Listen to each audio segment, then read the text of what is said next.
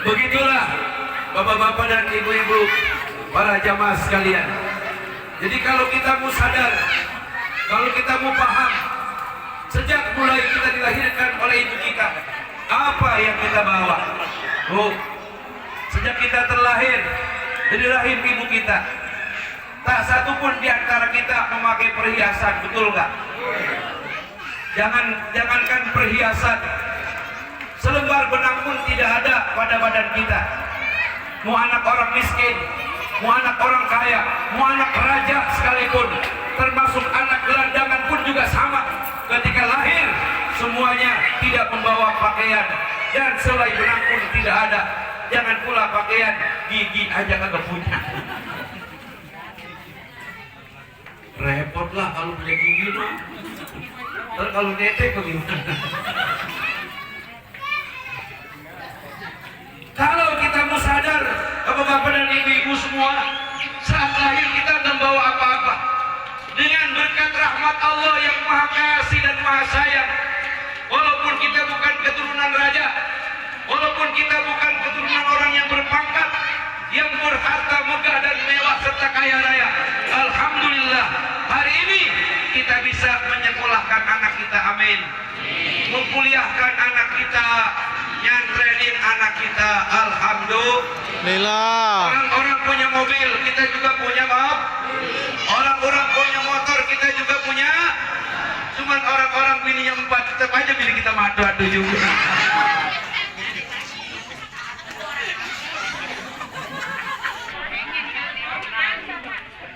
Ini mah sebuah penawaran. Iya.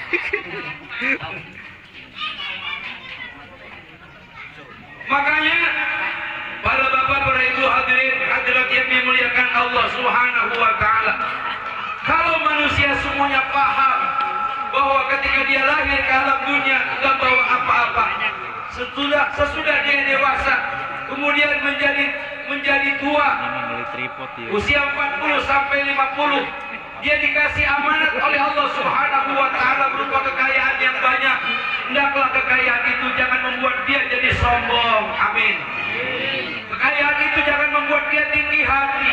Kekayaan itu jangan membuat dia jadi pelit, bahil, oret, bin medit, bin pandang hilang, bin buntut kasiran.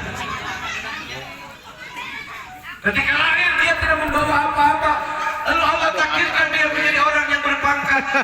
Apakah pangkatnya sebagai RT, sebagai RW, sebagai lurah, sebagai camat, sebagai menteri, sebagai jenderal, atau sebagai presiden? Hendaklah pangkat itu digunakan, dimanfaatkan untuk benar-benar melindungi orang-orang yang lemah, amin. Berbuat kasih sayang di tengah-tengah manusia, sebab apapun pangkat kita, apapun jabatan kita, berapapun banyaknya harta kita, pada saat kita pulang ke alam kubur, semuanya akan kita tinggalkan, betul? Badan pun tak berharga, sesaat ditinggal nyawa. Anak istri tercinta tak sudi lagi bersama. Secepatnya jasa dipendam, secepatnya jasa dipendam, karena tak lagi dibutuhkan. Begitulah suratan badan ke bumi dikembalikan. Dari kamar yang indah, kasur empuk dilamputi, kini harus berpindah, terkubur dalam perut bumi. Betul nggak? Betul. Kalau selama ini diri berhiaskan emas intan permata, bermandi cahaya, tetapi kali ini di dalam kuburan gelap pekat mencekam, tak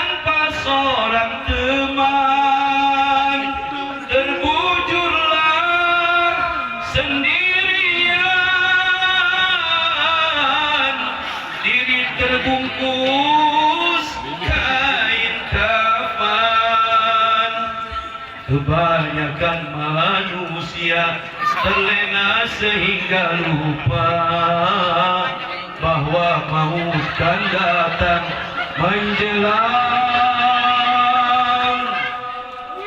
menjelang apa? Menjelang kita semua belum siap untuk pulang ke alam kubur. Maut datang menjelang kita sedang sibuk-sibuk mengatur harta. Maut datang menjelang kita sibuk-sibuk dengan pangkat dan jabatan kita, sementara sholat kita belum bagus, sementara sedekah kita masih sedikit, padahal benda kita, kekayaan kita banyak. Sementara kita masih menjelang sibuk, istri kita belum sholat, anak-anak kita juga belum pada ibadah. Seketika ruh berpisah dengan jasad kita. La yastakhiruna sa'atan wa la yastaqdimun. Tidak bisa dimajukan, tidak bisa dimundurkan tepat pada waktunya.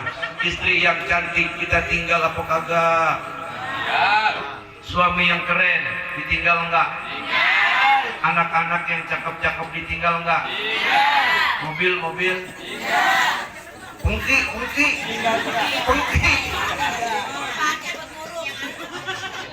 Termasuk gigi palsu disuruh copotin sama amnya. Kemana itu baju sutra yang harganya 2 juta 3 juta dipakai sama orang, syukur-syukur yang pakai ustaz. Ya, kalau sutra kan mahal, itu 2-3 juta, yang dipakainya adem. Bukan lagi yang pakai kita, tapi yang pakai orang lain. Syukur-syukur yang pakai ustaz atau kiai, dipakai sholat, dipakai zikir, kita yang di alam kubur dapat pahala. Amin. Nih ibu-ibu pakaian kan banyak ya. Tuh, pakaian kan banyak bagus-bagus. Kalau melihat tetangga atau saudara yang susah, romana pakaiannya lecek baik, bagi ini apalagi belura baju bagus-bagus. Belura di pakaiannya nggak ada yang cepet, nggak ada. Paling murah gope, itu gope daster. Ibu Lura.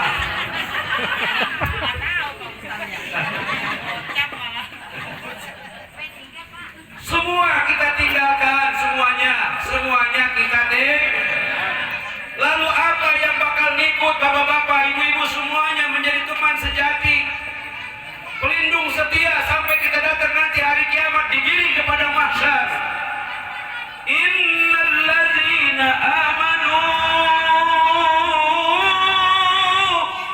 wa 'amilus shalihat ulaika hum khairul bariyah. Allah jazaa'uhum 'inda rabbihim jannatu 'adnin tajri min tahtiha al-anhar khalidina fiha abada radiyallahu anhum wa radu an dzalika liman khasyiya rabbah. Sesungguhnya orang-orang yang mereka punya iman dan amal soleh, jadi yang menjadi teman abadi kita sampai datang hari kiamat adalah iman dan amal, iman dan amal, iman dan amal soleh, iman dan amal soleh. Ulaika hum khairul bariyah. Bagi mereka memperoleh banyak keberuntungan ketika dia di kuburan. Anak-anaknya yang soleh pada ngedoain dirinya, amin. Anak-anaknya yang soleh, teman-teman ngajinya pada datang ke makamnya ngajiin, amin ya Rabbal. Kemudian amal-amal kebaikannya seperti malam hari di Bapak RW Yahman, dia sedekah sama kita semua. Habis ini makan rame-rame.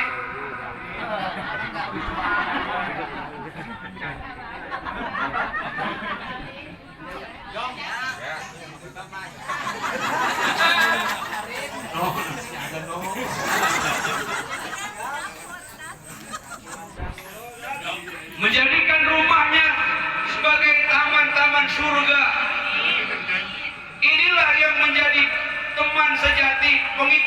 surga yang mendampingi kita sampai datang hari kiamat.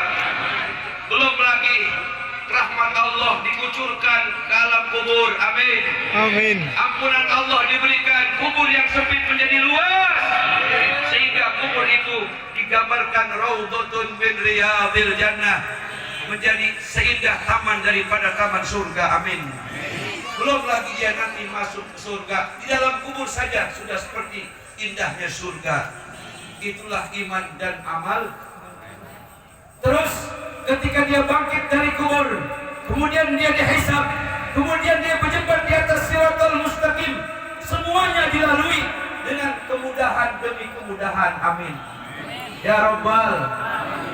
Mandilah dia di sebuah telaga milik Nabi, namanya Kausar, namanya Haudi Kausar. Itu ada pada surah Inna A'tainakal. Kata ulama banyak-banyak baca ini doa. Baca ini surah, nanti kita bakal mandi bukan kobakannya, tapi di telaganya Rasulullah Sallallahu Alaihi Wasallam. Yuk kita baca yuk. Inna a'tainakal kautsar fasalli li rabbika wanhar inna syani'aka huwal abtar. Itu digambarkan oleh Allah bahwa telaga atau Haudi Kausar itu milik Rasulullah Sallallahu Alaihi. Hanya yang boleh mandi di situ umatnya. Siapa umatnya? Kita insya Allah. Umatnya yang mana? Yang cinta dengan ajaran Nabi Muhammad Sallallahu Alaihi, yang kagak capek-capek, yang kagak bosan-bosan membaca sholawat karena menyanjung memuliakan Rasulullah Sallallahu Alaihi. Jauh Nabi di Madinah, tapi kita selalu menyebut-nyebut namanya lantaran kita rindu kepada beliau. Amin. Kerinduan kita lalu dihantarkan oleh malaikat, namanya itu malaikat syahid. Ya Rasulullah, kalau kata malaikat syahid, ini barusan ada solawat, ribuan solawat ini dari jamaah masjid Majlis Ta'lim Ad-Darajatul Akhirah. Amin. Siapa gurunya siapa? Kisapuan ini. Sampai tuh tadi selawat yang kita baca rame-rame dihantarkan di hadapan Rasulullah Sallallahu Alaihi.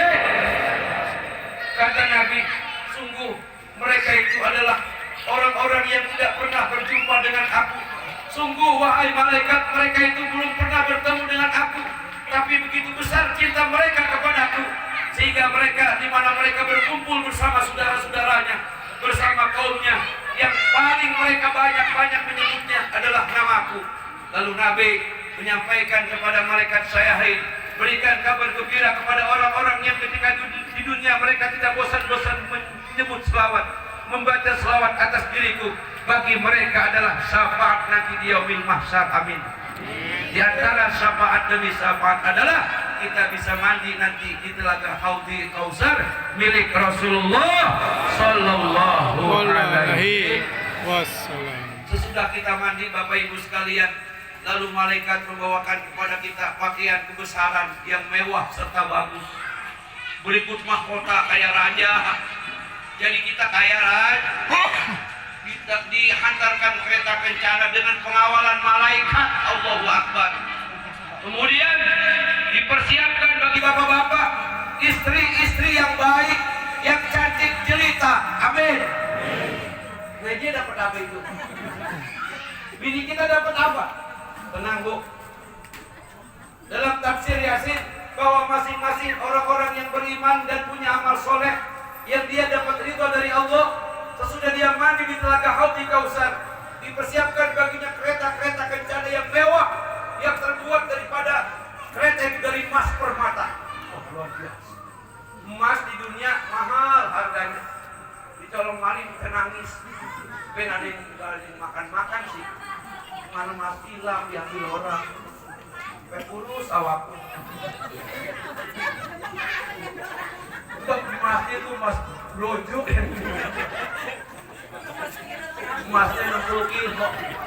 Mas Brojo sama Mas Broto diambil sama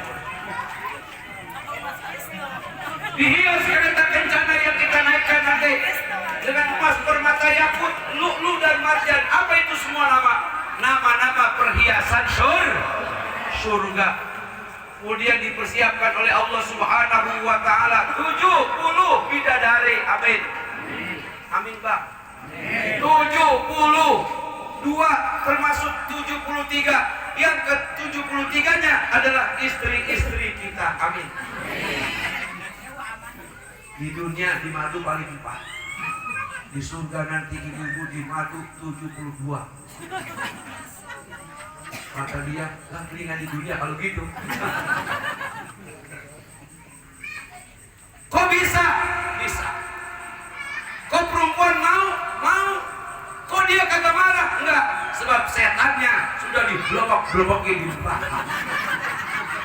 Iblisnya sudah diblobok-blobokin sama malaikat Malik. Ini nih setannya nih, yang kalau lelaki kawin lagi yang bikin dirinya suka